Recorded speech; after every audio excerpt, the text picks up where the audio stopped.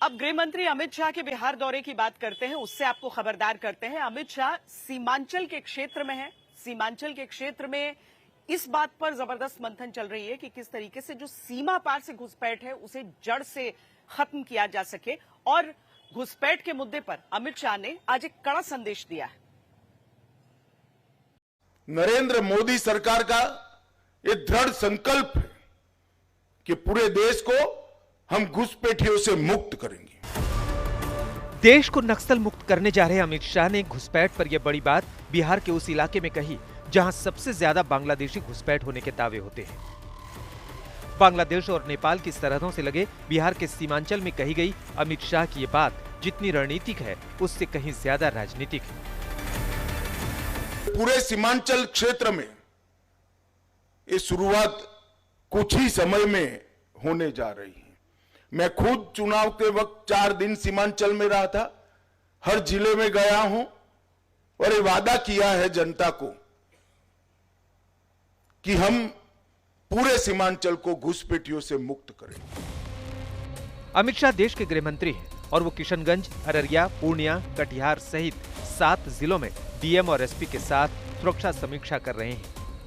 इन जिलों में सुरक्षा एजेंसियों की प्रमुख चिंताएं हैं, जिसमें सीमा पार से अवैध घुसपैठ, फर्जी दस्तावेज और पहचान पत्र का नेटवर्क, तस्करी की लगातार सक्रिय राहें और आबादी में असामान्य तेज वृद्धि शामिल है। बिहार का बॉर्डर जोन बंगाल तक प्रभाव डालता है, क्योंकि कई अवैध मूवमेंट बिहार से होकर पश्चिम बंगाल की ओर शिफ्ट होते हैं।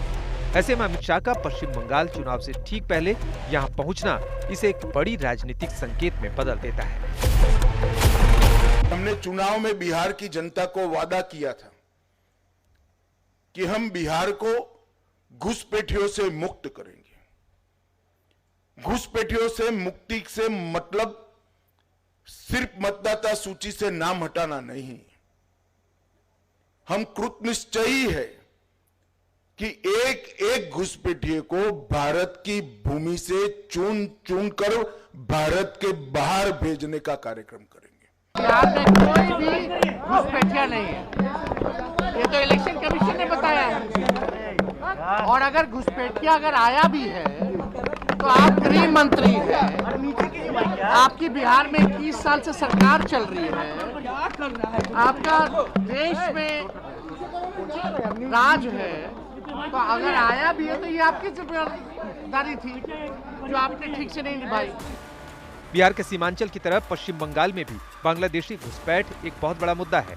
बीजेपी और ममता बनर्जी इसे लेकर पहले से आमने सामने है। इसीलिए अमित शाह के इस दौरे की टाइमिंग में सियासी जानकार राजनीतिक संदेश ढूंढने में लगे हुए हैं। आज तक ब्यूरो।